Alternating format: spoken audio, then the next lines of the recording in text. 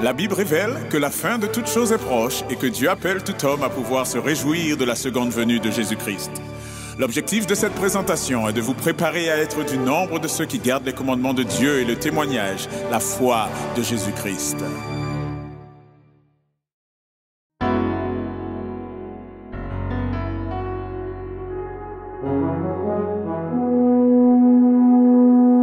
Annonçons partout le dernier message du Seigneur Jésus revenant des cieux. Dans le monde entier, rendons témoignage au roi saint et glorieux. Annonçons partout la bonne nouvelle. Jésus réunit tous ses rachetés. Il vient leur donner la vie éternelle en publiant ses bontés. Annonçons partout le dernier message. Le Seigneur Jésus vient sécher nos pleurs, briser les liens de notre esclavage, mettre un terme à nos douleurs. Annonçons partout la bonne nouvelle. Jésus réunit tous ses rachetés. Il vient leur donner la vie éternelle en publiant ses bontés. Annonçons partout le dernier message. Bientôt nous verrons la sainte cité. Gloire à notre Dieu, chrétien, bon courage, car voici l'éternité. Annonçons partout la bonne nouvelle. Jésus réunit tous ses rachetés. Il vient leur donner la vie éternelle en publiant ses bontés.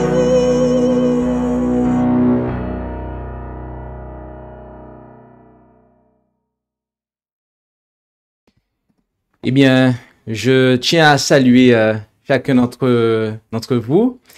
Je vous souhaite un très bon sabbat et que la paix du Seigneur soit sur chacun. Je salue notamment ceux qui suivent ce service à distance par le biais des réseaux.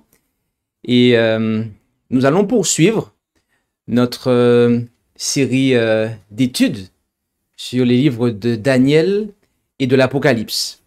Et afin de pouvoir commencer l'étude de ce jour, je vous invite à pouvoir prendre la position qu'il convient pour la prière.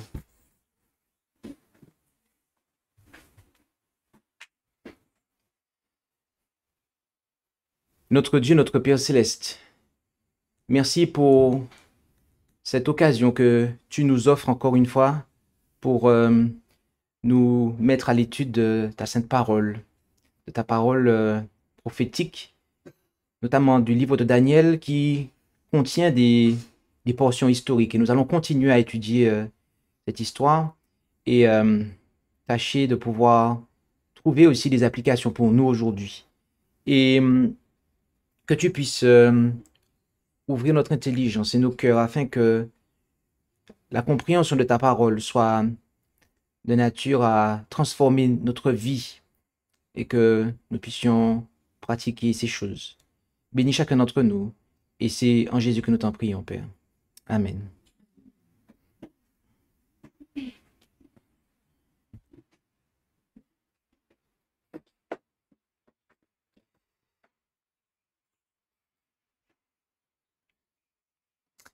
Eh bien, le titre de la présentation de ce matin est, comme vous le voyez affiché à l'écran, Éducation des jeunes pour servir le roi. Et entre parenthèses, il a été mis de Babylone. Et il s'agira pour nous de considérer les chapitres 3 à 5 du livre de Daniel.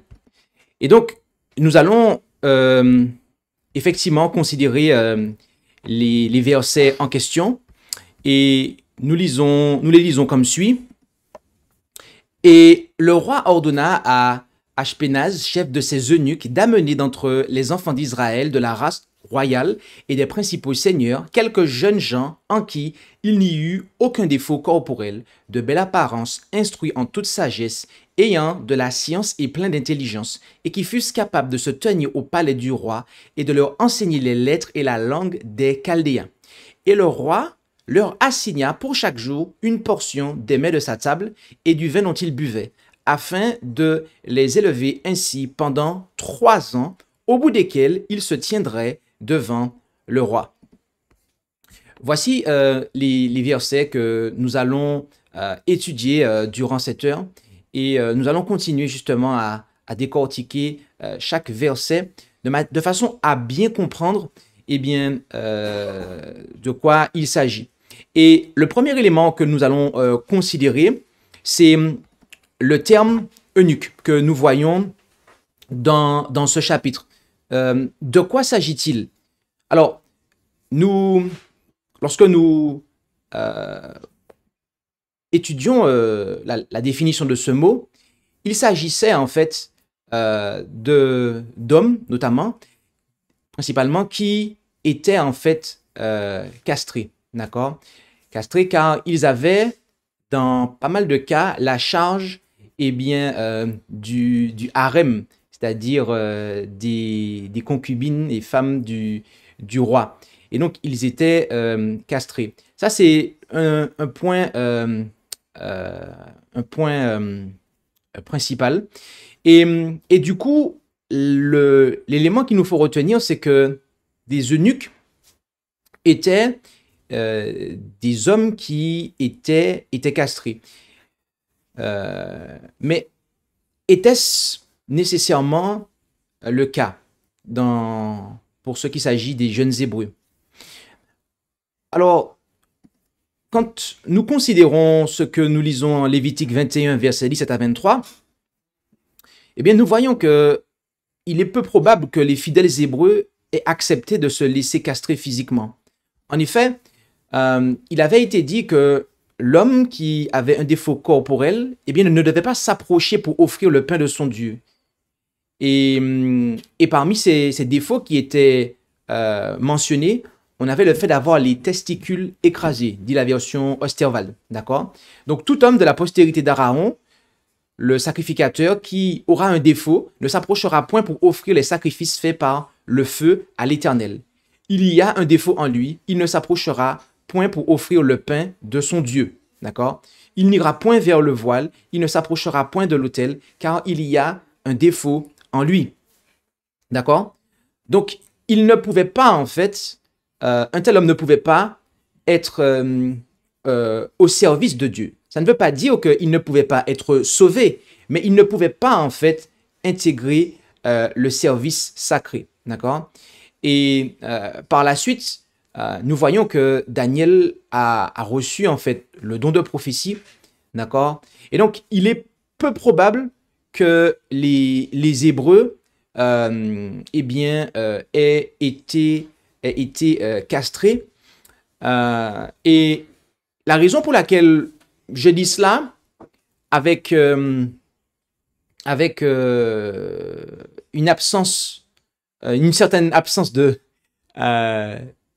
certitude absolue, eh bien, c'est parce que, voyez-vous, le terme eunuque n'implique pas nécessairement que la personne soit castrée.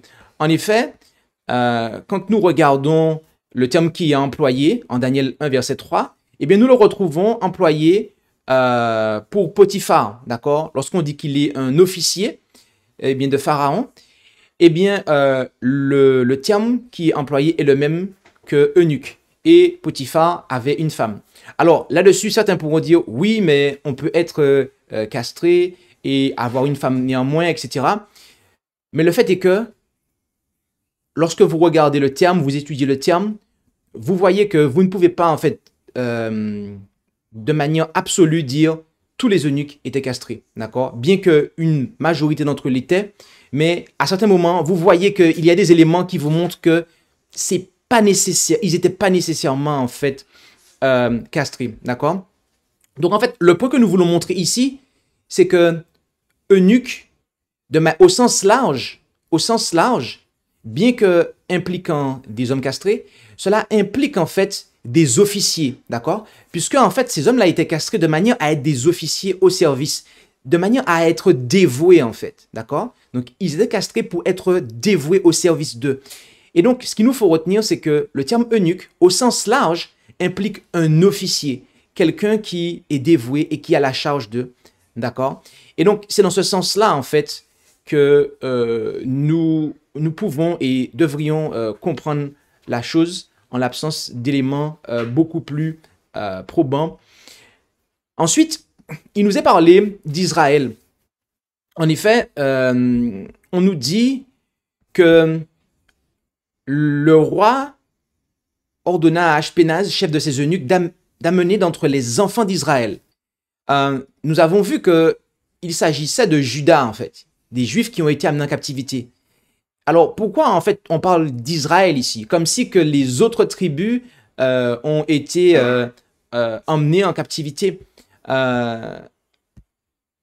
Alors, ce que nous devons comprendre, c'est que, eh bien, dans l'Écriture, on se réfère aux Juifs, ceux qui sont à Juda et à Jérusalem, et leur Dieu est qualifié du Dieu d'Israël. En Esdras 5, verset 1. En Michée 5, verset 1 et 2, on parle en fait du Messie, et en parlant du juge d'Israël, on parle de Juda, et on dit qu'il sera, il doit être dominateur en Israël. En fait, ce qu'il nous faut comprendre, c'est que après l'extinction des 10 tribus, le royaume de Juda, eh bien, le royaume du sud, donc les 10 tribus, c'était le royaume du nord, le royaume de Juda, c'était le royaume du sud, eh bien, le royaume de Juda demeura le seul représentant des descendants de Jacob ou d'Israël, d'accord? Et donc, c'est pour ça que les Judas, donc Juda et Benjamin, puisque le royaume du sud, c'était Juda et Benjamin, eh bien, donc Juda, le royaume de Juda, celui du sud, eh bien, était qualifié aussi d'Israël, d'accord? Comme on le voit après, en fait, l'exil. Donc, il s'agit bel et bien de Juda, en fait, d'accord? Il n'y a pas lieu de penser qu'il y avait d'autres tribus que Benjamin et Juda qui étaient regroupées sous le dénominateur de Juifs de Juda. On nous parle aussi de race, royale. En effet, et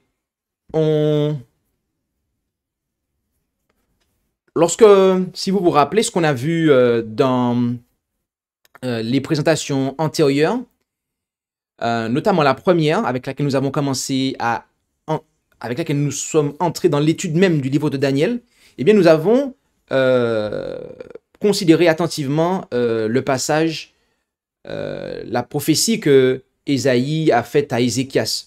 Et il lui avait dit, après qu'il ait montré tous ses trésors aux Chaldéens, il est venu lui dire que, si je lis au verset 17, « Voici les jours viennent où tout ce qui est dans ta maison et ce que tes pères ont amassé dans leur trésor jusqu'à ce jour sera emporté à Babylone. Il n'en demeurera rien de reste, dit l'Éternel. On prendra même de tes fils qui sont issus de toi et que tu auras engendré pour être eunuque dans le palais du roi de Babylone. » Donc, il est évident que Daniel 1, versets 3 à 7 est l'accomplissement en fait de cette prophétie et que les jeunes Hébreux qui ont été amenés en captivité étaient issus en fait de race royale, en tout cas de la noblesse. Et c'est ce que nous comprenons ici. On nous dit qu'ils étaient issus de la race royale et des principaux seigneurs. Donc, ces jeunes Hébreux déportés étaient issus de la noblesse, en fait, de Juda. D'accord? Donc, voilà quel était leur rang social. Et on nous parle ensuite en nous disant des jeunes gens. Et la question que l'on pourrait se poser, c'est quel âge avaient-ils? Alors, le terme qui est employé et à partir duquel est traduit jeunes gens, eh bien, on le retrouve, donc jeunes gens au verset 4 de Daniel 1, c'est un terme que l'on retrouve et qui est appliqué à Roboam. En tout cas, en référence à Roboam. Et notez bien ce qu'il est dit et ce qui est affiché sur la slide. En 1 Roi 14, verset 21, on nous dit « Or Roboam, fils de Salomon, régna en Juda. Il avait 41 ans quand il commença à régner. » Donc, notez que lorsque Roboam commença à régner, il avait 41 ans. Et concernant justement son règne, on nous dit ailleurs que en 1 Roi 12, versets 1 et 8, alors l'anglais est resté affiché, mais c'est 1 King, c'est un roi. Or Roboam se rendit à Sichem, car tout Israël était venu à Sichem pour l'établir roi. Mais il ne suivit pas le conseil que les vieillards lui avaient donné, et il consulta les jeunes gens. Et le terme, le terme à la base est le même qu'en Daniel 1. Qui avait grandi avec lui et qui se tenait devant lui. Donc, notez que ceux qui avaient grandi avec Roboam, qui avait 41 ans lorsqu'il commence à régner, eh bien, l'Écriture les qualifie de jeunes gens. D'accord? Et par ailleurs, lorsque on considère ce que nous lisons en Genèse 44, verset 20, on nous dit « Et nous répondîmes à mon Seigneur, nous avons un père âgé et un jeune enfant. » Là encore, c'est le même, pour jeune, c'est le même en fait terme, d'accord? Qui lui est né en sa vieillesse. Or, son frère est mort et celui-ci est resté seul de sa mère et son père l'aime. Alors, il faut savoir ici qu'on fait référence à Benjamin. Et Benjamin avait à ce moment-là, en fait, plus de 20 ans, en fait. D'accord? Donc, voilà des tranches d'âge, en fait, pour parler de jeunes gens. L'histoire nous apprend ce qui suit. C'est donc ce que font les garçons jusqu'à l'âge de 16 ou 17 ans, après quoi ils sont promus de la classe des garçons et enrôlés parmi les jeunes hommes. D'accord? Donc nous avons là un historien qui nous informe que les monarques de cette époque-là, eh bien, pour entrer à leur service, il fallait avoir 16 ans d'âge minimum. D'accord? 16 ans d'âge minimum étaient requis pour servir les monarques de cette époque. Donc, il faut comprendre que ces jeunes gens-là, ils avaient en fait au minimum 16-17 ans. D'accord? Ils avaient au minimum en fait 16-17 ans. Et nous avons l'inspiration qui nous déclare que l'un d'entre eux avait 18 ans. En effet, Daniel n'avait que 18 ans lorsqu'il fut amené dans une cour païenne au service du roi de Babylone. D'accord? Donc, lorsqu'on parle des jeunes, certaines versions vont dire des enfants. Ce n'étaient pas des enfants comme les deux charmantes jeunes filles que nous avons ici, ou encore comme le charmant garçon et la jeune fille qui sont là. Quoique le garçon se rapproche, il se rapproche. Mais ils avaient en fait vraiment au minimum 16, 17. Ils avaient voilà, cet âge-là. Et pour après ensuite être amenés devant le roi, il fallait de manière sûre et certaine qu'ils aient cet âge-là. D'accord? Quelles étaient les qualifications requises? Eh bien, ce qui était attendu par le roi de Babylone était qu'il n'y ait aucun défaut corporel, une belle apparence, instruits en toute sagesse, ayant de la science, plein d'intelligence, qui fussent capables de se tenir au palais du roi et de leur enseigner les lettres et la langue des Chaldéens. D'accord?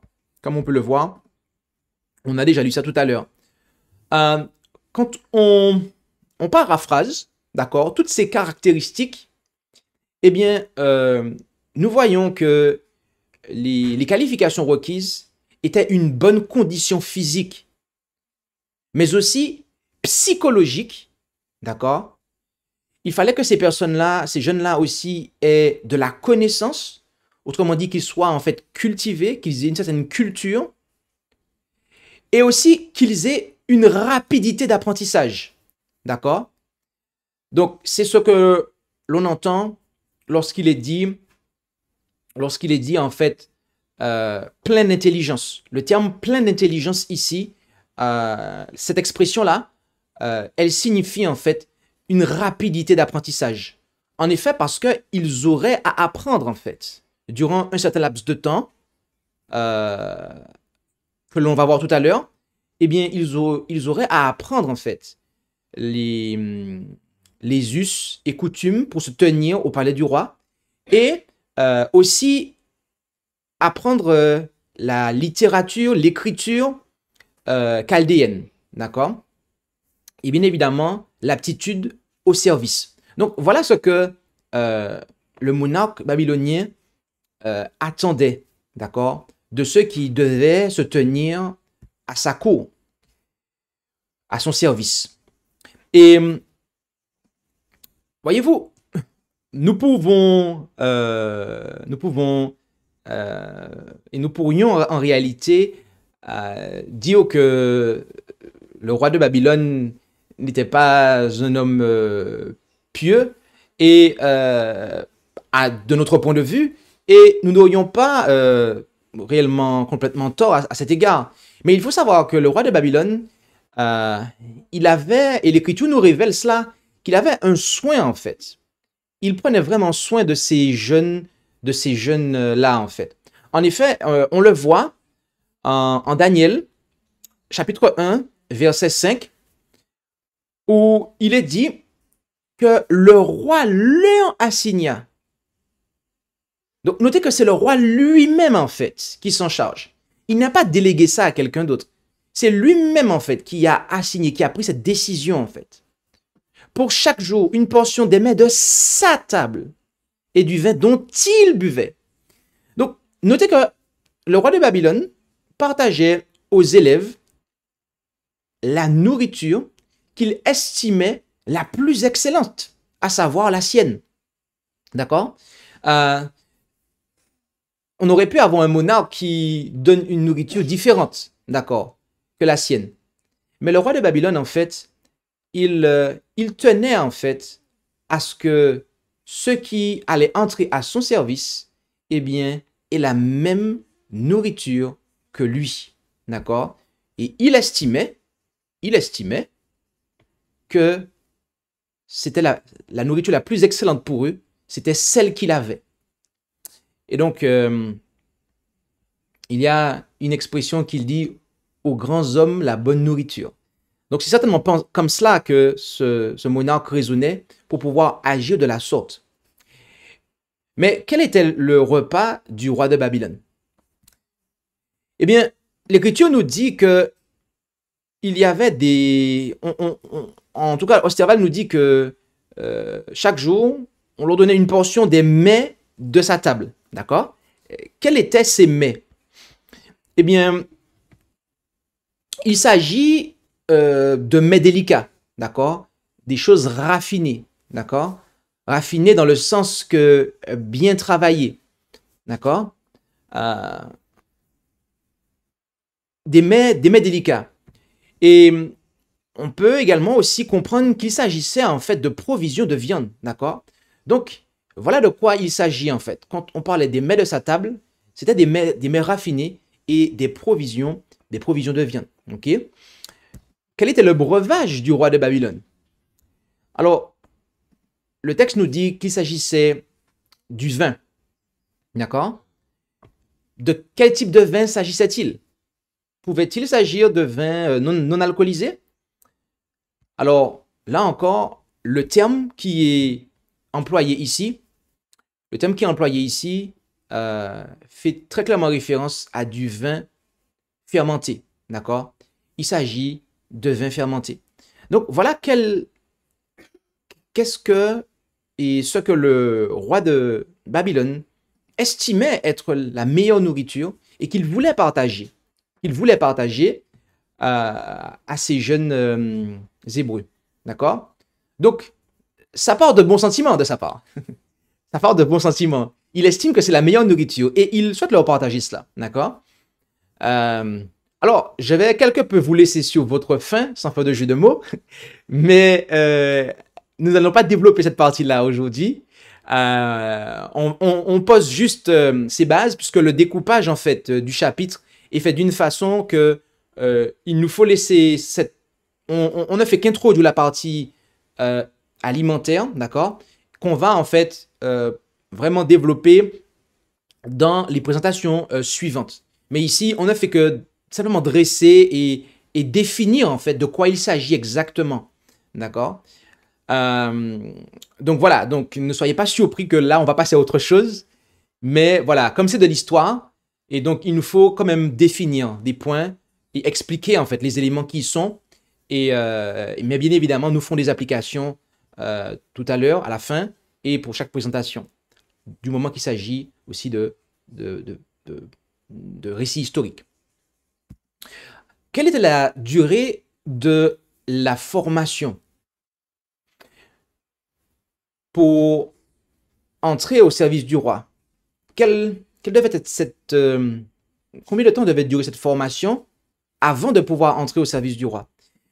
Daniel 1, verset 5 nous le dit. Ça devait être pendant 3 ans.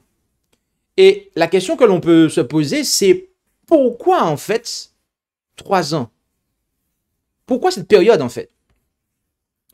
Alors, il est intéressant et je voudrais vous demander vraiment de vraiment être attentif. Car là, on va considérer une portion de cette présentation qui est je le pense, très significative. Et donc, vraiment, soyez très attentifs. 3 ans, c'est une durée caractéristique qui est répandue à travers la Bible.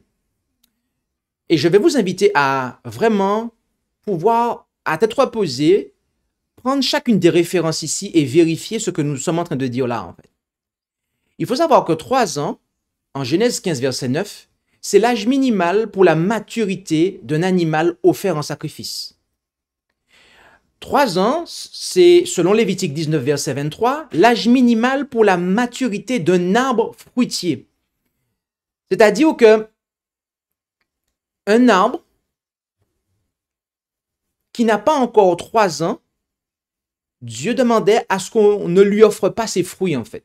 Car l'arbre était, avant 3 ans, estimé comme n'étant pas encore mûr, en fait. D'accord? D'accord? Ok, continuons.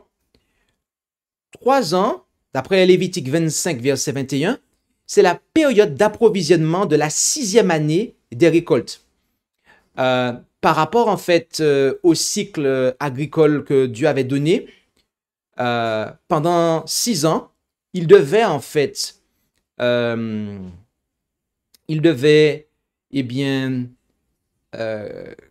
cultiver, mais la 7e année, il devait laisser la terre se reposer. Et Dieu avait dit que s'il faisait ça, eh bien la 6e année, la terre allait produire pour 3 ans, en fait. D'accord? 3 ans, d'après 2 Rois, chapitre 24, verset 1, c'est la période durant laquelle, eh bien, Jéhoiakim s'est soumis à Nebuchadnezzar. Et après, il s'est révolté, comme on l'a vu précédemment. 3 ans, c'est, d'après 2 Chroniques 11, verset 17, la période durant laquelle Roboam est resté fidèle à l'Éternel. 3 ans, c'est, selon Luc 19, verset 6 à 9, la période de probation minimale. En effet, ici, on parle de la parabole du figuier qui avait séché, et le Seigneur dit qu'un homme vint passé 3 ans et il dit, mais il faut qu'on se débarrasse de ce figuier. Et quelqu'un plaide et dit, non, laisse encore un peu de temps pour qu'il puisse porter du fruit, en fait.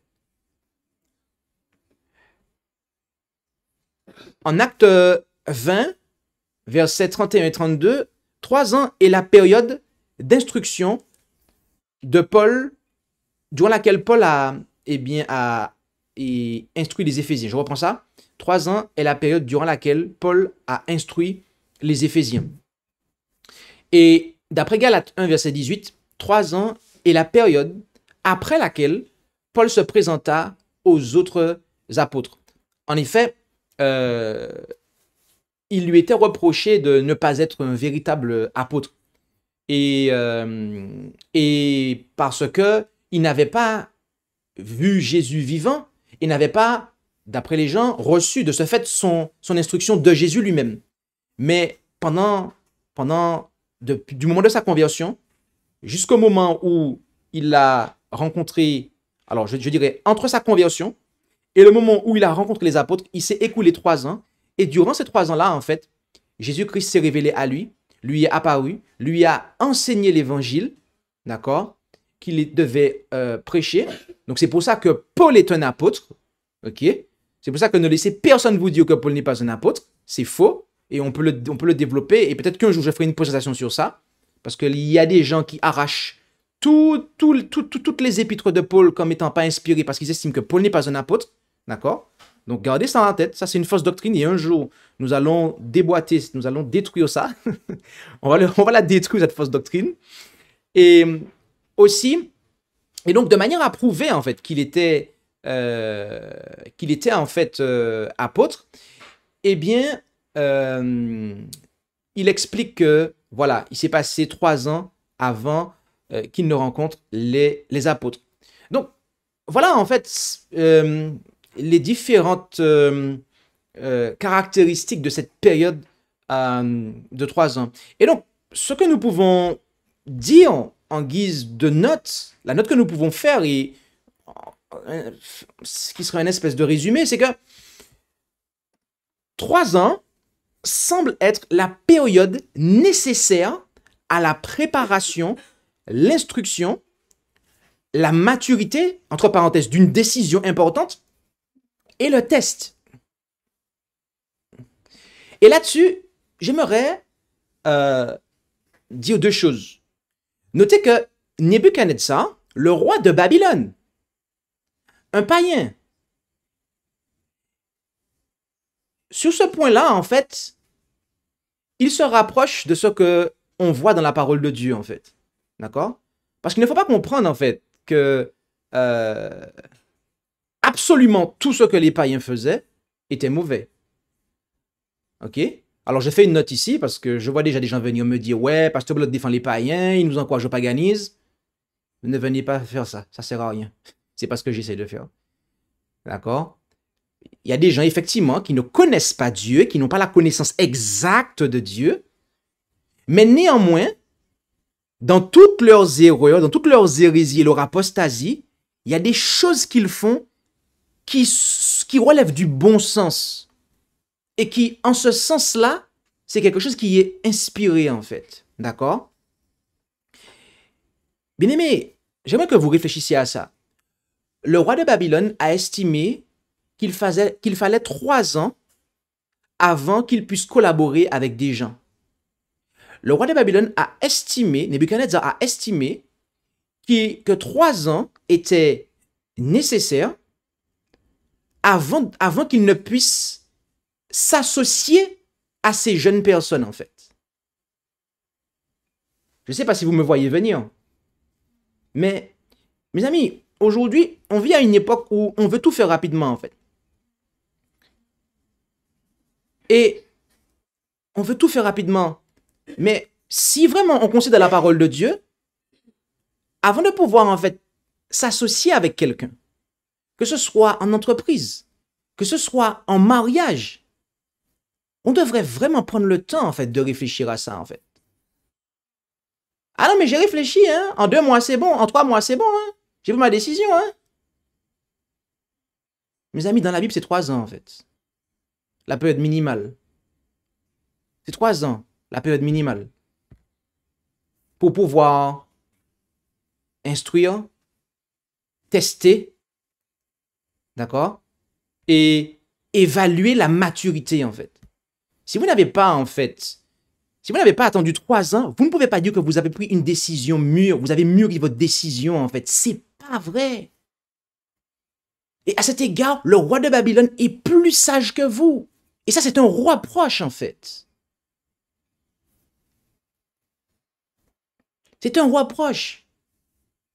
À cet égard-là, même les Babyloniens, en fait, des païens idolâtres, en tout cas, dans la cour de Babylone, on mûrissait une association pendant 3 ans, en fait. Il fallait 3 ans avant de pouvoir s'associer avec quelqu'un en partenariat pour diriger à cet égard. Donc, gardez ça à l'esprit, bien-aimés. Gardez ça à l'esprit.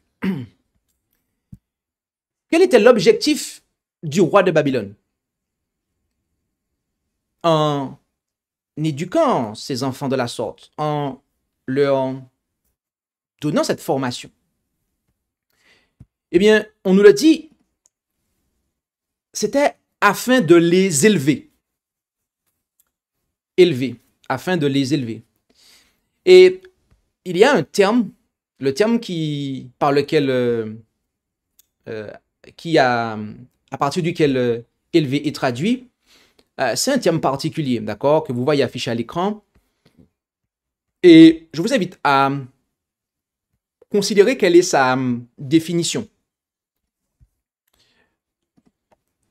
C'est d'être avancé, excellent, grand, croître, nourrir, promouvoir. Voilà quelques définitions que je voulais souligner avec vous. Voilà quelle élévation que le roi de Babylone recherchait. Alors oui, quand on lit en fait le passage, si on le reprend, on dit que « Et le roi leur assigna pour chaque jour une portion des mets de sa table et du vin dont ils buvaient afin de les élever. » On pourrait effectivement comprendre ça dans le sens afin de les nourrir, d'accord? Mais ils étaient déjà en fait adolescents en fait. Leur croissance avait déjà commencé avant qu'ils ne les prennent, d'accord? Donc c'est pas pour vous dire que ils avaient 3 ans, ils avaient 1 an, 2 ans, 3 ans. Donc ça dépasse en fait le fait de les nourrir physiquement. C'est afin aussi de les élever en fait à son niveau en fait, d'accord? Comme je disais tout à l'heure, aux grands hommes la grande nourriture, d'accord? Et je place tout ça entre guillemets, hein? Je ne suis pas en train de promouvoir ça, mais je ne fais que expliquer l'histoire, d'accord? Donc faites la différence entre le moment où j'explique l'histoire et le moment où je prêche et je préconise et je vous conseille de faire quelque chose, d'accord? Voilà, pour ne pas les dire que je vous ai recommandé de manger de la viande et du vin pour vous élever. Non. Voilà, donc... Ok, donc on a vu quel était l'objectif du roi de Babylone, c'était de les élever. Et on a vu en fait, dans quel sens. Gardez ça à l'esprit, hein. Gardez ça à l'esprit comme tout ce qu'on a vu. Car là, c'est le moment de quoi? C'est le moment de faire l'application. Voilà. Là, on a en fait lu le passage, on a en fait décortiqué les versets, on a en fait, eh bien, expliqué, et maintenant on va en fait appliquer. On va voir s'il y a des applications en fait pour nous. Alors, il y a déjà une première application, et c'est concernant le Christ. En Jean 18, verset 37, il est dit, alors Pilate lui dit, tu es donc roi? Jésus répondit, tu le dis, je suis roi, je suis né pour cela, et je suis venu dans le monde pour rendre témoignage à la vérité. Quiconque est de la vérité, écoute ma voix. Bien-aimé, Jésus, l'héritier du trône de l'univers, il descendit en fait pour devenir homme, de façon en fait à pouvoir remonter et occuper le trône en fait à nouveau. et il descendit pour rendre témoignage à la vérité. Et voyez-vous, en ce sens-là, en fait, ces jeunes Hébreux étaient, rappelez-vous, de race royale. L'articulation est compliquée. Ils étaient de race royale. Et en ce sens-là, donc je disais, eh bien, ils sont en quelque part des types du Christ, en fait. D'accord? Ils sont tirés, d'accord, de leur élévation pour être amenés captifs dans une terre étrangère. Et Christ, d'accord, eh bien, qui est le fils du monarque de l'univers, eh bien, il a quitté son trône de façon à venir sur cette terre étrangère. Et de manière similaire à ces jeunes Hébreux, eh bien, il vint sans défaut et sans tache pour nous servir. En effet, en Deutéronome 17, verset 1, on nous dit que tu ne sacrifieras à l'Éternel ton Dieu, ni taureau, ni agneau, ni chevreau, qui est un défaut, un vice d'aucune espèce, car c'est une abomination pour l'Éternel ton Dieu. D'accord? Et en 1 Pierre 1, verset 18 à 20, sachant que vous avez été rachetés de la vaine manière de vivre que vous aviez hérité de vos pères, non par des choses périssables comme l'argent et l'or, mais par un sang précieux comme d'un agneau sans défaut et sans tache. Christ, destiné déjà avant la création du monde, est manifesté dans les derniers temps à cause de vous. Donc, tout comme les jeunes Hébreux sélectionnés pour servir le roi et pour qu'il soit accepté par le roi devaient être, eh bien, sans défaut, de même, en fait, Christ, pour pouvoir nous servir et pour que son service soit agréable à Dieu, eh bien, il devait être sans défaut et sans tache. Et lorsqu'on a opéré ces applications-là, fait ces rapprochements-là entre ces jeunes Hébreux et le Christ, eh bien, il y a en fait des applications pour nous, en fait. En effet, en retour, eh bien, Jésus nous appelle à faire un sacrifice similaire au sien. En effet, en Romains 12, verset 1, « Je vous exhorte donc, frères, par les compassions de Dieu, à offrir vos corps en sacrifice vivant, saint, agréable à Dieu. C'est votre culte raisonnable. » Amen. Et en quoi? Eh bien, en étant des serviteurs et des servantes qui lui sont entièrement dévoués. En effet, en Matthieu 19, verset 12, « Car il y a des eunuques qui sont nés tels du ventre de leur mère. Il y en a qui ont été faits eunuques par les hommes, et il y en a qui se sont faits eunuques eux-mêmes pour le royaume des cieux. Que celui qui peut comprendre ceci le comprenne. » Alors, j'ai placé ce verset-là ici, mais avant de pouvoir faire l'application, je vais clarifier un point. Ici, Jésus était effectivement en train de clarifier les différents types d'eunuques qu'il y avait. Ceux qui le sont de par leur naissance, ceux qui l'ont été faits par la main de l'homme, et ceux qui en fait adoptent une condition d'eunuque, alors que physiquement parlant, ils ont en fait toute leur virilité, en fait, d'accord? Et rien ne leur a été enlevé. Et Jésus ici, de manière spécifique, il parle de personnes qui se mettent dans une position de célibat, en fait, d'accord? C'est un choix qu'ils font, en fait, d'accord? Pour le royaume de Dieu. Alors, il y a différentes applications, d'accord?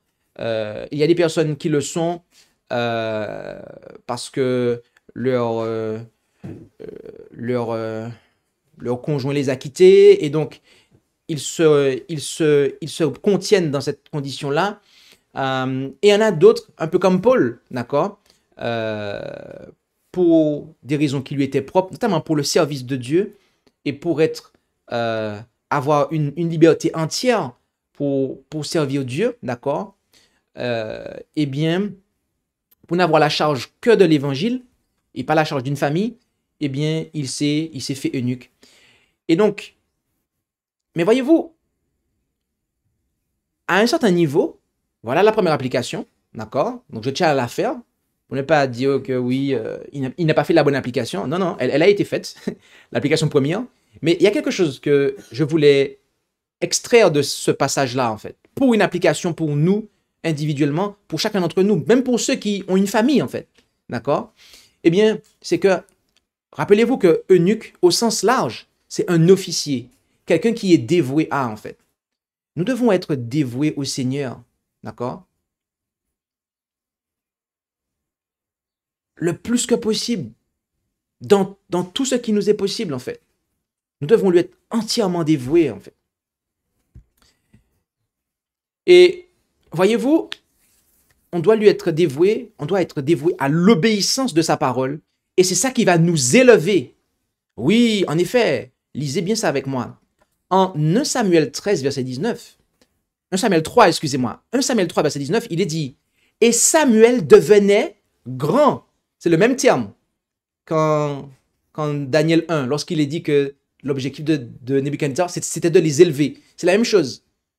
Samuel s'élevait, il devenait grand. Et comment? Ben, notez, Samuel devenait grand. Et l'Éternel était avec lui, et il ne laissa tomber à terre aucune de ses paroles. Notez comment Samuel devenait grand. Alors bien évidemment, oui, il devenait grand physiquement parlant, mais qu'est-ce que Dieu regarde en fait d'abord? Ce qui se passe dans le cœur? Comment il devenait grand en fait? Comment il devenait grand, Samuel? Il ne laissait tomber à terre aucune des paroles de l'Éternel. Et en cela, eh bien, à ce propos, Jésus a dit, l'homme ne vivra pas de pain seulement, mais de toute parole qui sort de la bouche de Dieu. Donc, nous devons être entièrement dévoués à l'obéissance de la parole de Dieu. Et c'est ça qui va nous élever, en fait. C'est ça qui va nous élever. Voilà comment, en fait, le roi de l'univers veut nous élever. Le roi de Babylone avait une certaine vision de la grandeur. Mais Dieu en avait une autre. D'ailleurs, j'aimerais vous rappeler le titre de la présentation. Éducation des jeunes pour le service du roi. Et nous avons placé entre parenthèses de Babylone. Pourquoi en fait? C'est parce que c'est une espèce de comparaison en fait. Éducation des jeunes pour le service du roi de l'univers versus pour servir le roi de Babylone en fait. D'accord? Donc on se base en fait sur le service du roi de Babylone pour extraire une application au service du roi de l'univers. Et c'est ce que nous voulions faire, d'accord? En application. Enfin, nous allons terminer avec ces deux passages. Oui. Genèse 12, verset 2. Et je te, en disant ça à Abraham, ferai devenir une grande nation. Et je te bénirai. Et je rendrai ton nom grand. Et tu seras une bénédiction. Et cela a un rapport avec 1 Pierre 2, verset 9.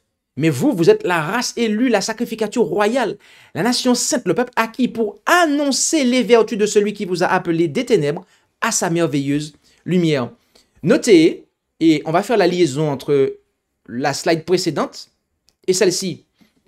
On a dit qu'on doit être entièrement dévoué au Seigneur en ce que on va être dévoué à l'obéissance de sa parole et c'est ça qui va nous élever. Et à ce moment-là, lorsque nous sommes obéissants à la parole de Dieu, eh bien, cela nous élève. On devient, en fait, à ce moment-là, eh bien, citoyen de cette grande nation, en fait, que Dieu a promis à Abraham d'avoir. Et on peut alors annoncer les vertus de celui qui nous a appelés des ténèbres à sa merveilleuse lumière. Et à cela, qui est la parole de Dieu, nous disons Amen. Et c'est ainsi que nous concluons la présentation. Et donc, si vous avez des questions à poser en rapport avec cette présentation, n'hésitez pas à pouvoir vous manifester sur la webconférence et la modération vous donnera la parole. Des questions en rapport avec la présentation de cette heure, d'accord? Et sur un texte qui a été pris, sur une explication qui a été donnée, n'hésitez pas.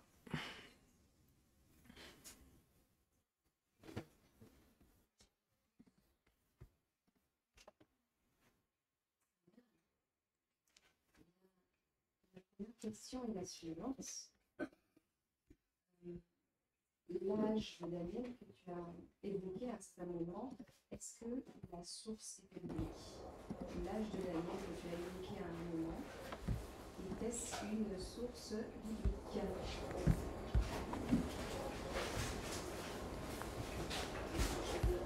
Alors, la question qui a été posée, c'était est-ce que l'âge de Daniel que j'ai évoqué est-ce que c'était une source biblique? D'accord?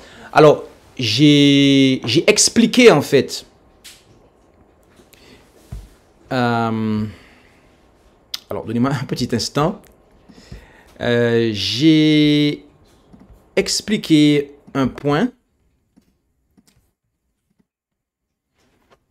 J'ai expliqué en fait au niveau de la parole de Dieu, avec les bases aussi de l'histoire. Et après, j'ai apporté un élément supplémentaire de l'inspiration, de l'esprit de prophétie, donc d'Ellen G. White, pour préciser pour le cas de Daniel, pour bien montrer en fait que mon point était de montrer que le roi n'acceptait pas des gens en dessous de 16 ans, 16-17 ans, d'accord, à son service. Donc,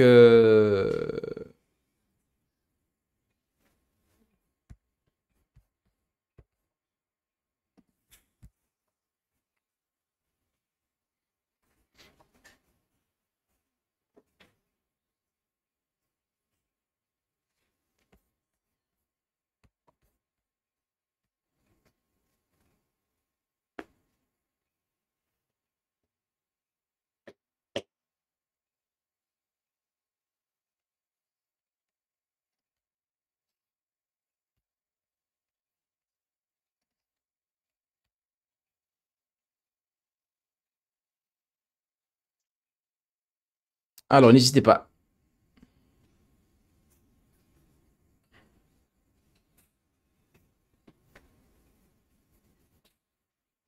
Ok. Alors, en espérant que cela a pu répondre à la question, puisqu'on n'a pas encore le retour, et le retour est arrivé maintenant. Donc, effectivement, la réponse a été satisfaisante. Donc, gloire à Dieu pour cela. Donc, il y a d'autres questions. Et donc, la prochaine question est la suivante.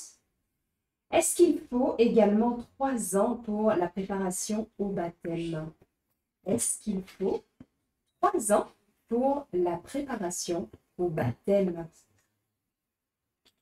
Ok, donc la question est, est-ce qu'il faut également 3 ans pour la préparation au baptême? Je vais répondre comme suit. Je crois que... Alors, je vais réfléchir à la construction de ma réponse. Il faut savoir que il y a différents niveaux de maturité et d'expérience. Beaucoup de gens pensent que l'eunuque éthiopien était un païen. Et qu'en fait, Philippe l'a baptisé en l'espace de quelques heures. Et de ce fait, beaucoup de gens disent que ben voilà, si quelqu'un qui ne connaît pas du tout Dieu et qu'on lui prend l'évangile, ben en quelques heures, on peut le baptiser, pas besoin de faire toute une classe baptismale avec lui. Sauf que c'est faux, puisque l'eunuque éthiopien, c'était un juif déjà. Voilà. Donc déjà, ça, il faut le mettre sous la table, sinon, voilà, on est complètement à l'ouest. Et donc, il connaissait déjà, en fait, un certain nombre de choses. Et il lui manquait, en fait, une spécificité, il lui manquait, en fait, une certaine compréhension de la parole de Dieu, donc de l'évangile, et de comprendre, en fait, la bonne nouvelle, très précisément. Et c'est ce complément-là qui lui a été apporté. C'est pour ça que sa classe baptismale, elle a été rapide. D'accord? Maintenant, il faut réaliser que l'eunuque éthiopien, c'était quelqu'un de très pieux. C'est quelqu'un qui étudiait en fait la parole de Dieu. D'accord? C'est quelqu'un qui avait une faim et une soif de la parole de Dieu. J'ai déjà eu l'occasion d'avoir affaire à des personnes que j'assimilerais à des eunuques éthiopiens. D'accord? Et en voyage missionnaire, je me suis rendu chez ces personnes-là et en l'espace de 3 heures à 4 heures, j'ai tenu une classe baptismale à ces personnes qui a été largement satisfaisante.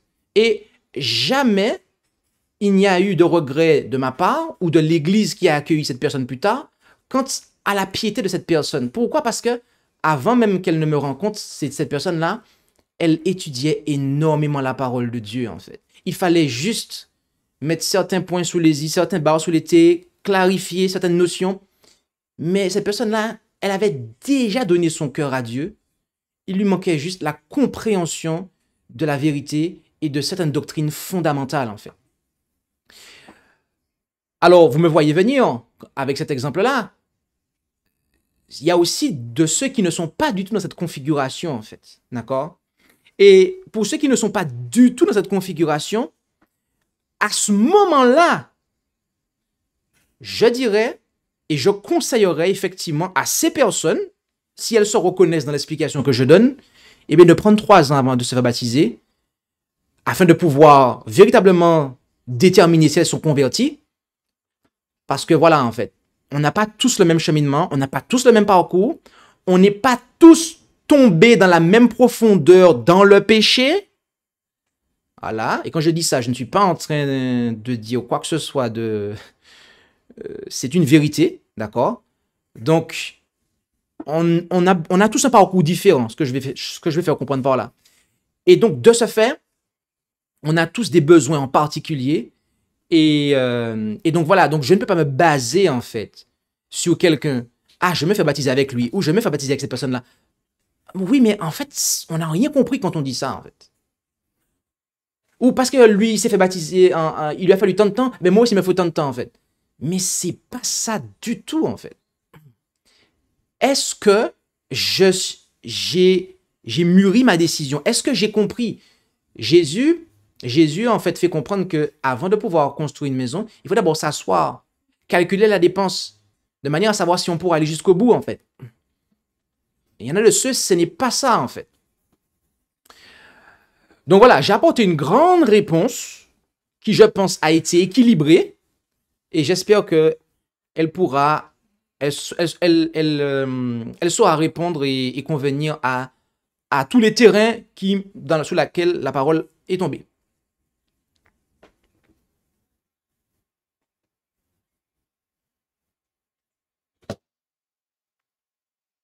Gloire à Dieu, puisque effectivement la réponse a été satisfaisante. Et pour continuer donc sur le point des questions, la prochaine question est la suivante. Que veut dire offrir son corps en sacrifice vivant? C'est un passage qui a été lu à un moment donné. Donc, que veut dire offrir son corps en sacrifice vivant? Merci pour la question. Je vais la reprendre plus fort. Que veut dire offrir son corps en sacrifice vivant?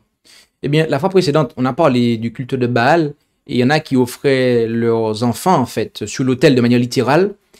Et en fait, une fois que l'enfant était passé sur l'autel, ben, l'enfant ne savait plus à rien puisqu'il était mort. Dieu nous invite, d'accord, à nous sacrifier pour lui. Dieu nous invite à nous sacrifier pour lui. C'est-à-dire à lui donner notre vie, de façon à ce que cette vie lui soit utile ici-bas.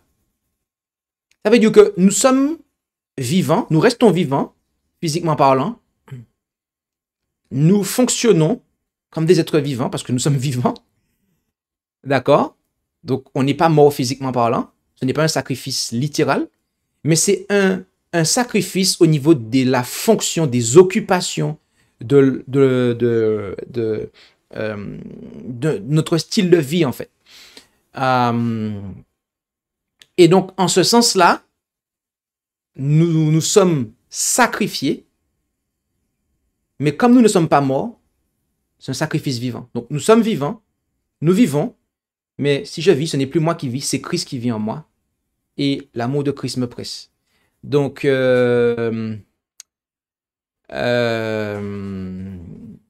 nous invite à le faire dès notre jeunesse. Dieu nous invite à le faire dès notre jeunesse. Dieu nous appelle dès notre jeunesse. Certains ont connu l'évangile tardivement. D'autres l'ont connu très tôt. D'accord? Et Et comme on l'a vu ce matin, on a vu que ces jeunes Hébreux-là, et on va continuer à le voir, mais ils avaient été éduqués en fait, déjà. D'accord? Ils avaient déjà été éduqués en fait. Parce qu'il y avait des qualifications qui étaient requises chez eux. Or, ils les avaient déjà. Donc, ils avaient déjà été éduqués. Ils avaient été éduqués en fait pour servir le roi des rois en fait. D'accord? Mais le roi des rois a permis qu'ils aillent à Babylone au service d'un monarque terrestre de façon en fait à être ses ambassadeurs à lui auprès du roi de Babylone. D'accord? Amen. Et c'est ce que Dieu veut pour nous en fait. Et donc, dès notre plus jeune âge, il nous demande en fait, non pas de nous sacrifier sous l'autel de Baal, de sorte que nous soyons inutiles pour lui ici-bas en fait, et qu'il ne puisse pas se servir de nous comme des instruments, des vases d'honneur, mais que au contraire, eh bien, nous puissions être des instruments pour lui à son service. Et donc voilà.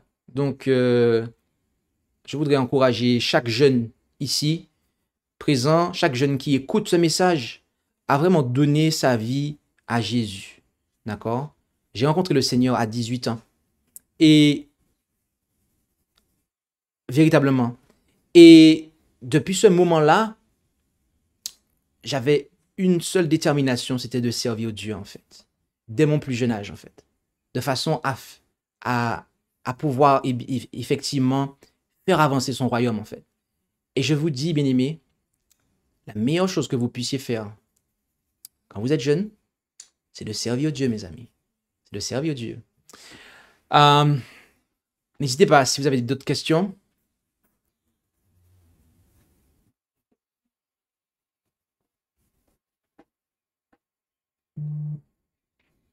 Alors, la prochaine question, et tout d'abord, la question a effectivement obtenu satisfaction, et donc le gloire à Dieu pour cela. La prochaine question est la suivante. Les sacrificateurs ne devraient-ils pas aussi atteindre l'âge de 30 ans pour exercer, d'où le commencement du ministère de Jésus à 30 ans? Y a-t-il donc un lien entre les 3 ans et les 30 ans? Je reprends. Les sacrificateurs ne devraient-ils pas aussi atteindre l'âge de 30 ans pour exercer, d'où le commencement du ministère de Jésus à 30 ans? Y a-t-il donc un lien entre les 3 ans et les 30 ans? Ok.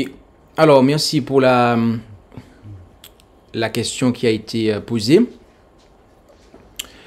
Il faut savoir que lorsque Daniel a eu le don de prophétie, ça a été quelque temps après la période qu'on vient de lire au chapitre 1. Donc, Daniel est devenu prophète alors qu'il n'avait pas encore 30 ans. D'accord? Donc, lorsque... donc, la question, est-ce que je peux l'avoir sous les yeux parce que j'ai pas envie de me perdre? Ah, ok, d'accord, désolé. Et des fois, j'oublie un peu la question parce que ce qui se passe dans mon cerveau pour réfléchir prend la place de ce que j'ai entendu. Donc, alors, je n'ai pas de... Alors, j'ai dit quelque chose par rapport à Daniel. Maintenant, par rapport au sacrificateur. Donc, ça, c'est le sujet. Donc, je vais tâcher de rester dans ce sujet-là. Bien qu'on n'est pas dans l'étude du sanctuaire, mais bon...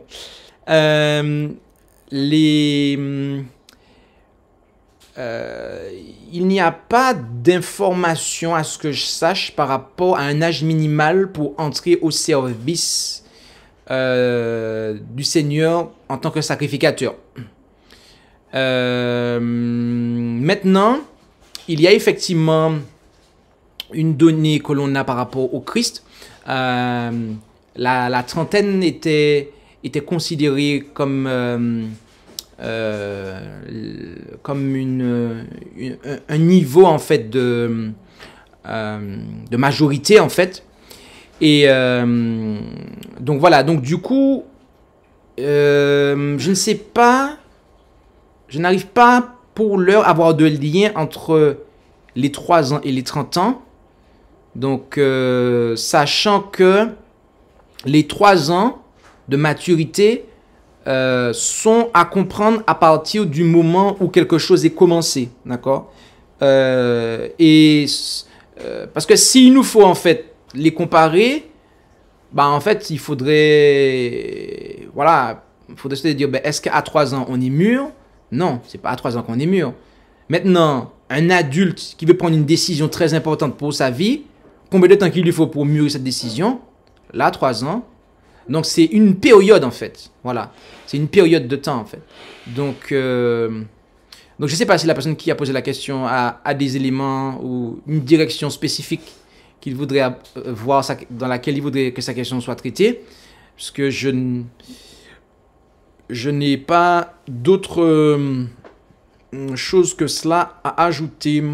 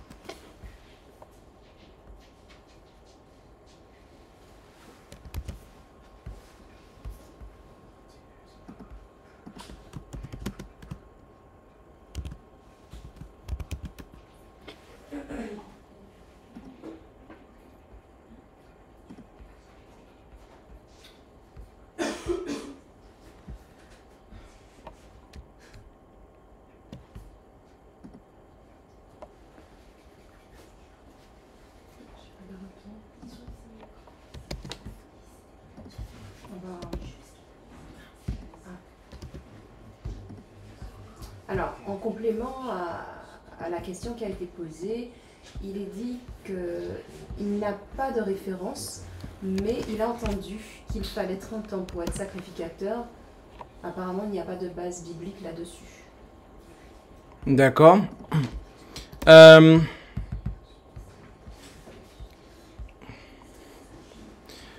D'accord.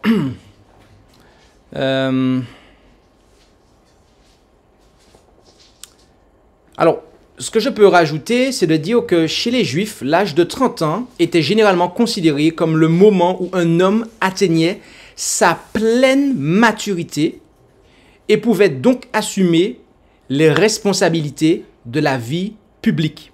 D'accord? Donc, voilà ce que je peux signaler.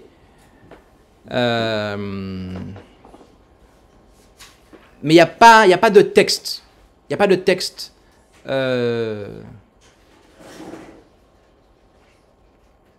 faisant office de loi stricte à cet égard. Voilà. Donc, c'est la seule information que je peux apporter pour l'heure. Eh bien, gloire à Dieu, puisque la réponse a été satisfaisante et concluante même. Donc, nous allons continuer, puisqu'il y a d'autres questions. Et gloire à Dieu pour tout cela. Il y a une autre question qui est la suivante. Alors, il me manque quelques secondes. Alors, il faudrait que juste une petite pause. Je crois que j'ai des... Parce que pendant qu'on me pose des questions, je fais des recherches aussi, puisque l'une à la science infuse. Et alors,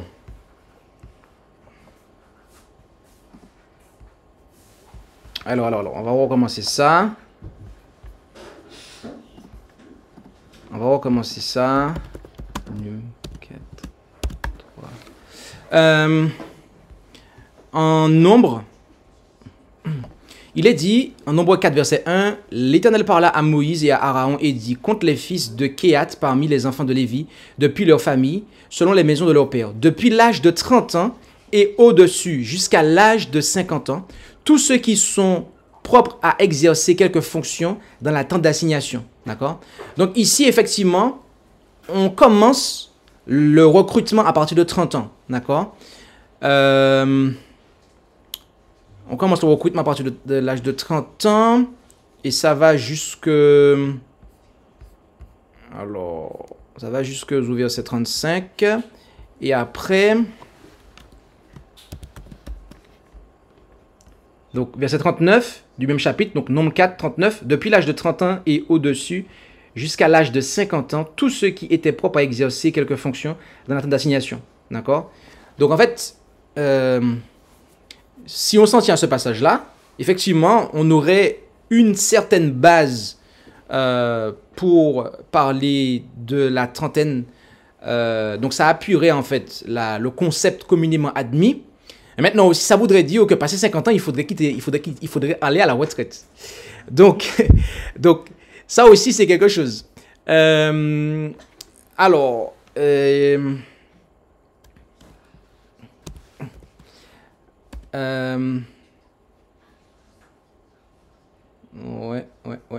Donc voilà, voilà les éléments que je pouvais communiquer. Nombre 4, à partir du verset 3, verset 39, verset 43 et verset 47 aussi. Et cela est répété. Donc,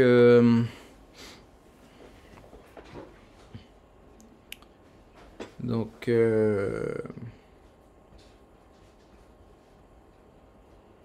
voilà, je pense que j'ai apporté d'autres éléments. Je te redonne la parole. Ok, très bien. Eh bien, gloire à Dieu pour ces éléments supplémentaires. Et la prochaine question est la suivante. L'eunuque ne comprenait pas les écritures d'Ésaïe. Comment est-il possible qu'il soit un juif religieux?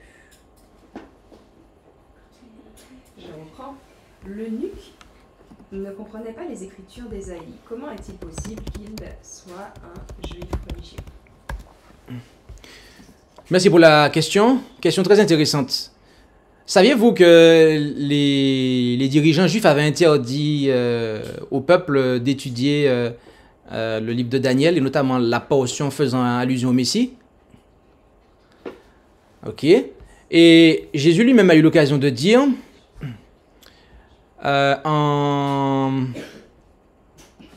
il a eu l'occasion de dire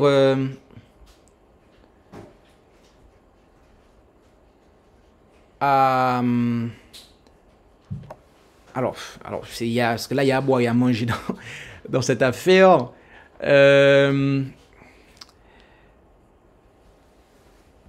Par exemple, en Matthieu 15, alors je pense à la volée, en Matthieu 15, verset 17, même au verset 16. Donc, après que Pierre lui prend la parole et dise, explique-nous cette parabole, Jésus dit, vous aussi, êtes-vous encore sans intelligence? Ne comprenez-vous pas que tout ce qui entre dans la bouche, etc., etc. Donc, Jésus dit que vous aussi. Donc, ses disciples, en fait, Jésus les mettait au même rang, en fait, que les dirigeants, en fait. D'accord? D'ailleurs, alors, tout à l'heure, je pense qu'on va le prendre. En Matthieu 16, verset 11. Comment ne comprenez-vous pas que ce n'est pas au sujet du pain que je vous ai dit de vous garder du levain des pharisiens et des sadducéens? Donc là, on pense les disciples.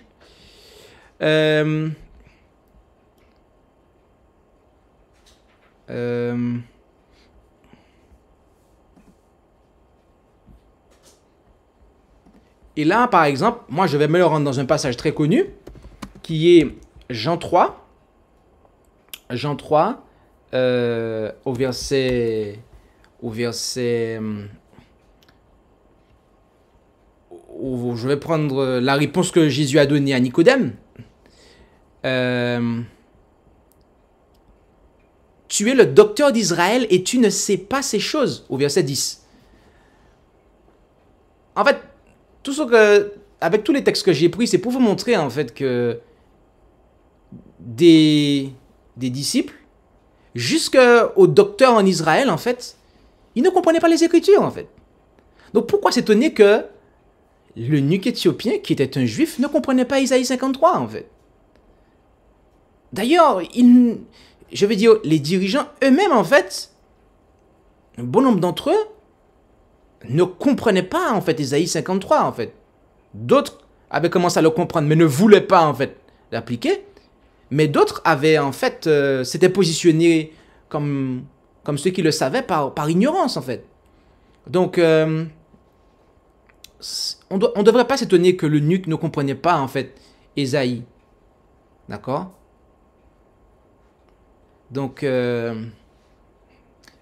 suis sûr que tout un chacun que nous sommes en ce matin, qui écoutons ce message, et quel que soit l'âge que vous avez, je suis sûr qu'il y a au moins un passage dans la Bible que vous n'avez pas encore compris, en fait. Et même si vous avez compris un passage, vous allez le relire dans 3 ans et vous allez encore comprendre une chose supplémentaire. Dans 3 ans après, encore autre chose. Donc, ça ne devrait pas nous étonner, en fait. J'espère que j'ai pu répondre à la question.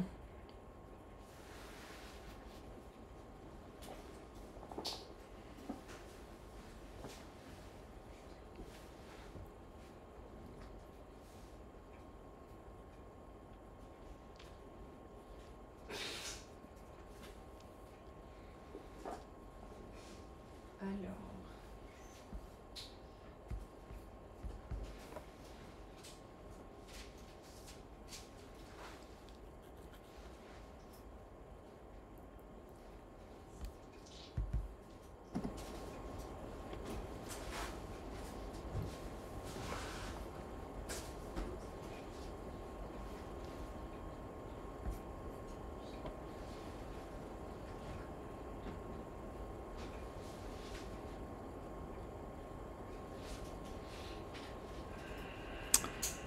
Donc, n'hésitez pas, si vous avez des questions, à pouvoir intervenir.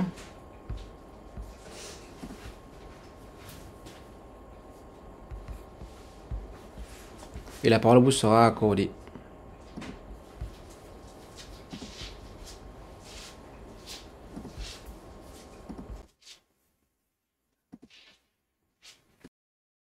en attendant le retour de la personne qui a posé cette question, il y a d'autres questions, donc il nous faut avancer. Et donc, gloire à Dieu. Donc, OK pour la réponse. Le passage où il... Alors, je n'ai pas compris, désolé, hein, pour la phrase qui suit, où il n'avait le droit. Alors, peut-être que ça veut dire qu'il n'avait pas la possibilité de s'instruire là-dessus, c'est ça? Il n'avait pas accès à l'écriture. Donc, il a compris ta réponse, mais il demande si tu as le passage qui permet de comprendre qu'effectivement, ils n'avaient pas accès à l'écriture. Comment ça? Alors, peut-être qu'il a entendu Alors, ça. tout à l'heure, j'ai fait allusion au Talmud, en fait. D'accord? J'ai fait allusion, en fait. Donc, il suffit de se le procurer. Et vous allez voir qu'il y avait une interdiction, même une malédiction qui était placée, en fait, sur quiconque tâchait d'étudier la portion de Daniel. Donc, ça, c'est pas dans la Bible. C'est une source externe, en fait, qui le montre. Et...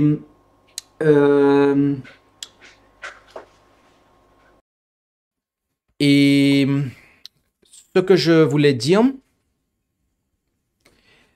c'est que quand on lit le passage en Actes, où cela se réfère à l'eunuque éthiopien, déjà il lisait l'écriture. Voilà. Donc il avait en fait le rouleau en fait. Donc c'était pas un païen en fait. C'était vraiment un juif en fait. Sinon il n'aurait pas en fait eu l'écriture entre ses mains. Donc c'était vraiment un juif en fait. Très précisément, quand je dis un juif, alors, je vois aussi ce que ça peut poser comme problème. Désolé, c'est peut-être de ma faute. Il y a juif et juif. C'est-à-dire qu'il y a juif, ceux qui le sont de nationalité, et de ce fait, il y a la religion qui va avec, et il y a les convertis au judaïsme. Voilà. L'eunuque éthiopien était un converti au judaïsme. D'accord? Donc voilà, c'était un converti au judaïsme. Ça existait à cette époque-là. Des gens qui se convertissaient au judaïsme. Et donc, c'était son cas, en fait. J'espère que ça peut être plus clair. Oui, effectivement, ces éléments ont été importants dans la clarification et gloire à Dieu pour cela. Et donc la prochaine question est la suivante. D'où et de qui vient la pratique de la castration des eunuques? D'où et de qui vient la pratique de la castration des eunuques? Alors, merci pour la question. Merci pour la question. Donc, ce que je peux signaler à cet égard, c'est que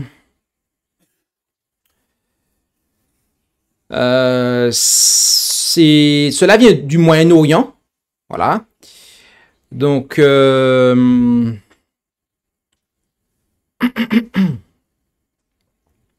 vient du Moyen-Orient déjà. Maintenant, ça vient des nations païennes, puisque Dieu n'avait pas demandé ça. D'accord? On pense que c'était en fait à l'origine une pratique idolâtre, d'accord? Donc c'était une espèce d'offrande en fait à une divinité païenne. Donc il n'y a pas énormément de documentation, en tout cas dans la Bible, de références qui donnent les réponses à cela. C'est des ouvrages d'histoire, voilà, des religions anciennes qui apportent ces éléments-là. Donc, en résumé, voilà ce que je peux signaler en fait. Donc, je pense que j'ai répondu à la question. Oui, tout à fait, gloire à Dieu pour cela. Et la prochaine question est la suivante. Alors, concernant le point de la maturité dans la prise de décision liée au travail, est-ce que toutes les décisions sont soumises à cette règle des 3 ans? Comment l'appliquer? S'agit-il de 1, l'entrepreneuriat, 2, du partenariat, 3, du contrat de travail? Donc, je vais reprendre. Concernant le point de la maturité dans la prise de décision liée au travail, est-ce que toutes les décisions sont soumises à cette règle de 3 ans? Comment l'appliquer?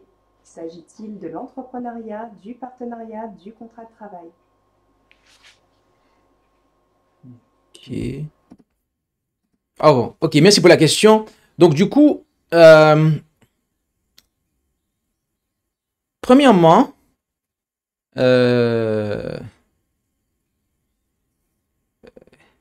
ok. Il n'y a pas dans la Bible un passage qui dit il faut attendre 3 ans. Voilà, premièrement. Maintenant, donc, je dis ça, c'est parce que ça a son importance. Maintenant, quand on étudie la Bible et que on voit en fait ce que l'Écriture dit sur cela, il y a un enseignement qui se dégage. Et celui qui ne laisse tomber aucune des paroles de l'Éternel à terre, il va prendre ça en considération. Voilà, donc j'opère un équilibrage. Ça n'a l'air de rien pour certains, mais les esprits fins vont comprendre pourquoi je dis ça. Ok. Ensuite,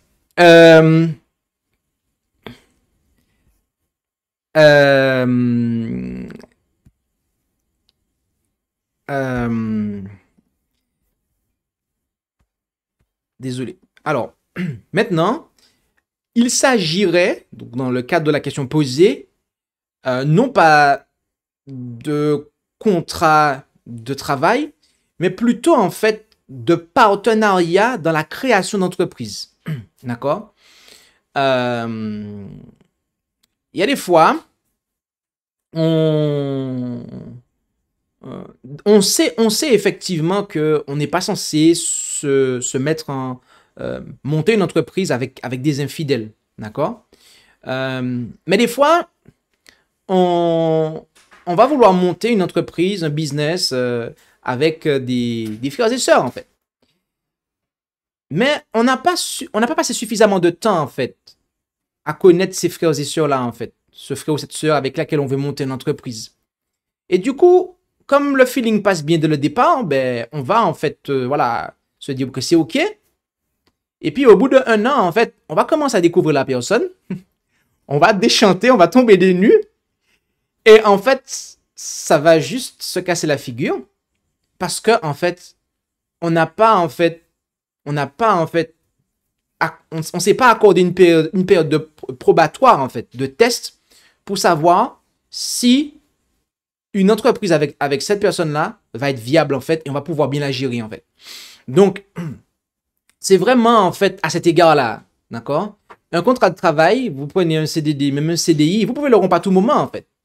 Mais quand vous montez une entreprise, il y a des responsabilités, en fait, que vous avez, que vous n'avez pas quand vous avez un CDI, en fait. C'est totalement différent, en fait. Donc, voilà. Donc, il ne faut pas comprendre que ça s'applique à absolument toutes les décisions. D'accord? Ah, est-ce que j'ai faim? Oh, je vais attendre 3 ans pour savoir si je vais manger ou pas, parce que, non. On va pas non plus exagérer, d'accord? Ou, bref, il y a des choses, il y a des décisions que vous devez prendre dans la journée. Voilà. Mais le point que d'autres, il vous faudra 1 semaine, d'autres 1 mois. Mais le point que nous voulions établir avec cela, c'est que lorsqu'il s'agit de choses importantes, je vais revenir sur le cas de Babylone. D'ailleurs, oui, ces personnes-là, en fait, allaient devenir ses conseillers. Ces personnes-là allaient avoir de l'influence.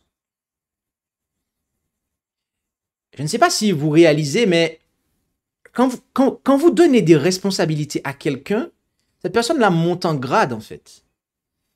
Et si vous faites monter en grade quelqu'un qui ne convient pas de faire monter en grade, en fait, vous êtes en train de donner de la force à un ennemi, en fait.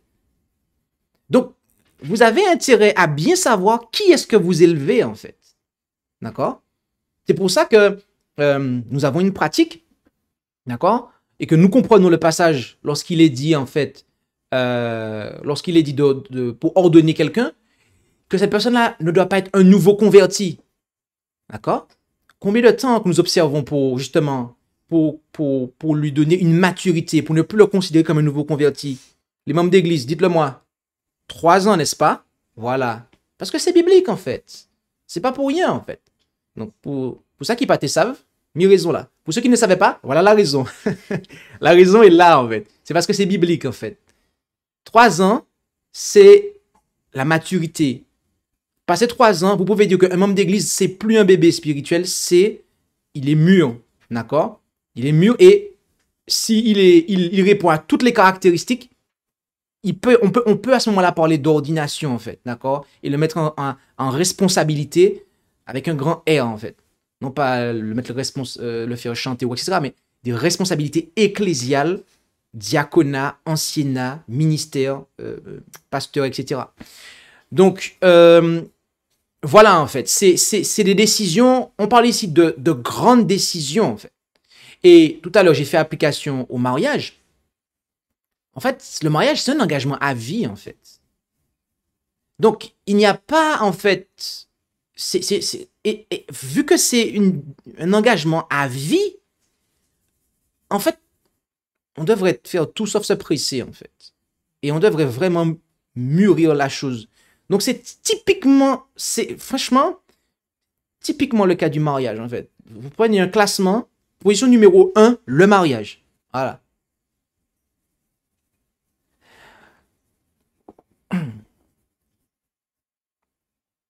C'est pour ça que j'ai dit que les personnes qui, au bout de 2 mois, ils viennent devant le pasteur pour dire qu'ils veulent se marier, ils sont disqualifiés d'office, en fait. Je vous le dis franchement.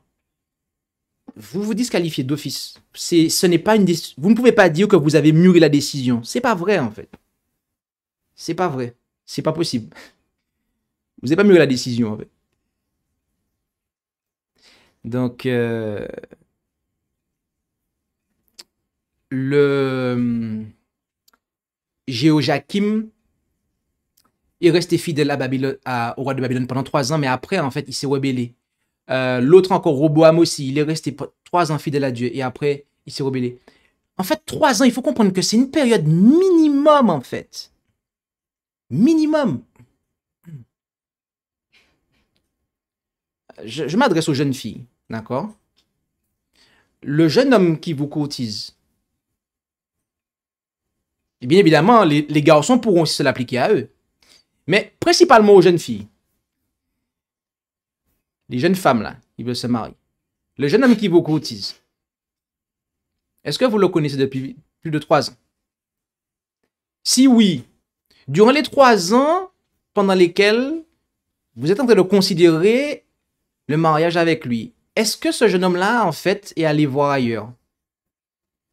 Est-ce qu'il est allé auprès d'une autre femme, en fait? Vous pensez connaître le jeune homme, mais vous ne le connaissez pas, en fait. 3 ans, c'est une période minimale, en fait, pour connaître quelqu'un, en fait. Pour savoir, en fait, si cette personne-là est fiable, en fait.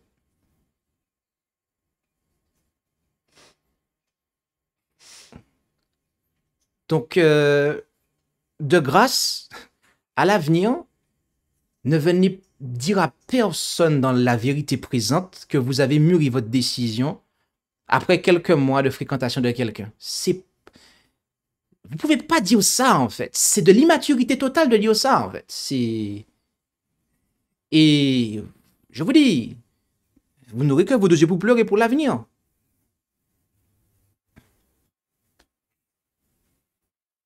Parce qu'on peut se montrer droit pendant quelques temps et puis après, en fait, c'est là qu'on bascule, en fait. Donc 3 ans, c'est vraiment quelque chose de minimal, en fait. Pour une institution qui est censée durer toute la vie. Enfin bref, je vais m'arrêter là parce que je pense que j'ai largement dépassé ma réponse. Ok, on me signale qu'on va clôturer. Et donc on va prendre le chant thème et après cela, on va prier.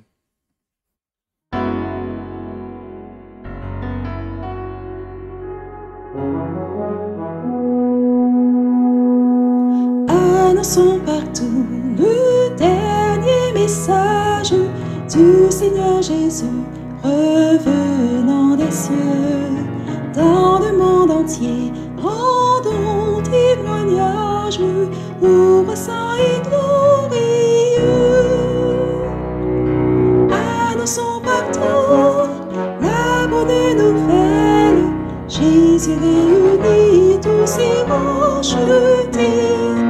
Il vient leur donner la vie éternelle en publiant ses bontés. Annonçons partout le dernier message. Le Seigneur Jésus vient sécher nos pleurs, briser les liens de notre esclavage, mettre un terme à nos douleurs. Annonçons partout la bonne nouvelle. Jésus réunit tous ses rachetés. Il vient leur donner la vie éternelle en publiant ses bontés. Annonçons partout le dernier message. Bientôt nous verrons la sainte cité. Gloire à notre Dieu, chrétien, bon courage, car voici l'éternité. Annonçons partout la bonne nouvelle. Jésus réunit tous ses rachetés. Il vient leur donner la vie éternelle en publiant ses bontés.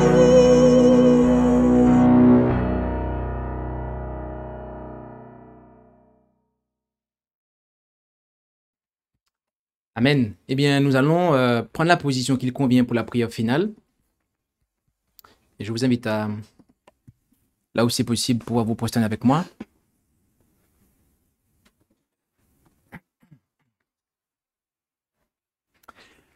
Notre Dieu, notre Père Céleste, merci pour ce moment que nous avons passé dans l'étude de ta parole. Et nous avons vu comment le roi Nebuchadnezzar a procédé pour se procurer des serviteurs qui seront capables de pouvoir le servir pour diriger son royaume. Et en étudiant son procédé, bien que n'étant pas, recommandable à certains égards, nous avons pu, tirer des applications et voir comment toi tu opères. Nous voulons te remercier d'avoir, de nous avoir envoyé ton divin Fils, toi le roi le monarque de l'univers, afin qu'il vienne, nous témoigner de la vérité, sans défaut et sans tâche. Et tu nous invites en retour à pouvoir, nous aussi, nous offrir de façon similaire à toi, afin de pouvoir, nous être entièrement dévoués, de façon à ne laisser tomber à terre aucune de tes paroles, pour que nous puissions, être élevés par toi, de sorte que nous puissions être cette nation qui annonce, tes vertus à cette terre enténébrée, ce flambeau qui brille dans ce monde de ténèbres. Bénis chacun d'entre nous, Père Céleste, et accorde-nous la sagesse, le discernement, et que nous puissions garder fermement les enseignements que tu nous donnes dans ta parole. Et nous t'en prions au nom et par les mérites de Jésus. Amen.